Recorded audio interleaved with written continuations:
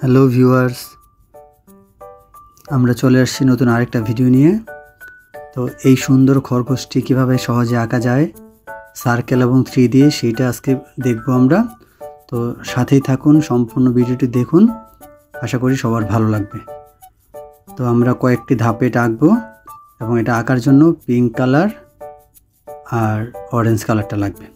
তো আমরা প্রথমে একটা সার্কেল এঁকে নেব বড় করে, তারপর এটা নিচেই একটু ওভারল্যাপ করবে আর একটা একটু ছোট সার্কেল আঁকবো।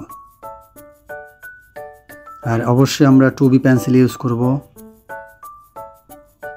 এবং এই সার্কেল দিয়ে আর 3 দিয়ে কীভাবে একটা খরগোশ হয়ে যায়, সাথে র্যাবিট ক্যারট খাচ্ছে এমন একটা ছবি হবে সুন্দর, সাথে থাকুন।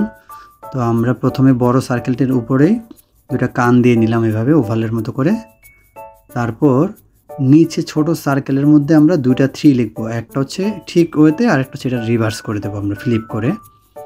তো এই দুইটা 3 লিখলাম। এই নিচে 3 থেকেই হচ্ছে পা হয়ে গেল খরগোশের, এবং এই দুইটা 3-র মধ্যেই হচ্ছে আমরা একটা হচ্ছে গাজর এঁকে নিলাম। এই গাজরের হচ্ছে আমরা বোটাগুলো দিয়ে নিচ্ছি।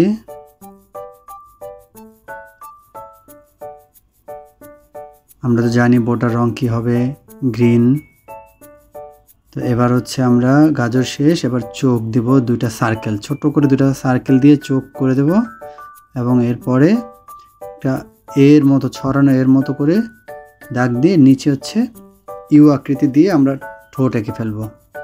আর একটা 3 উল্টো 3 দিয়ে বা লাভের মতো করে দিয়ে খরগোশে আমরা লেজ দিয়ে দিলাম। আমাদের পেন্সিলের ড্রয়িং শেষ। এবার হচ্ছে এটাকে আউটলাইন করে নেব সাইন পেন দিয়ে। আমরা আগেই আউটলাইন করে নিচ্ছি, কেননা কালার করার পর সাইন পেন ইউজ করাটা কষ্টসাধ্য এবং ভালো করে বসে না কালারের উপরে।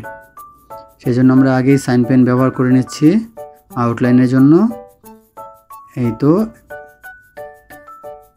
আমরা আউটলাইনটা করে দেন পরে মুছে নেব এক্সট্রা যে দাগগুলো, পেন্সিলের দাগগুলো আছে। তো আমাদের এই দুইটা 3 আঁকা হয়ে গেল। এবার হচ্ছে আমরা গাজরটি আউটলাইন করে নিচ্ছি। হয়ে গেল গাজর, গাজরের বোটাগুলো দিয়ে নিচ্ছি, জাস্ট দুটা করে দাগ দিয়ে করে ফেললে হবে, হয়ে গেল। এবার হচ্ছে চোখ, সার্কেলটা ভরাট করে দেব।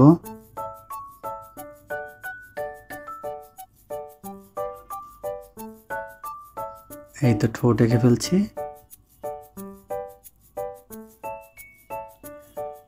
একটু গাজরের টেক্সচারগুলো দিয়ে নিচ্ছি।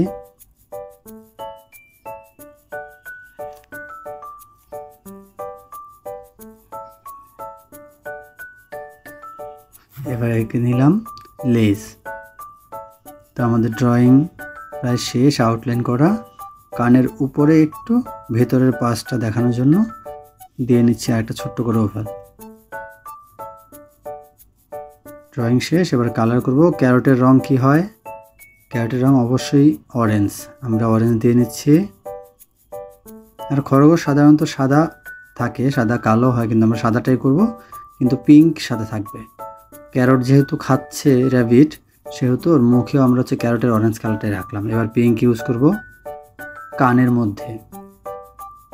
তো কানের যে ভিতরের অংশটুকু আছে সেই জায়গাটা অবশ্যই পিঙ্ক কালার, দুইটা পিঙ্ক কানের অংশটুকু।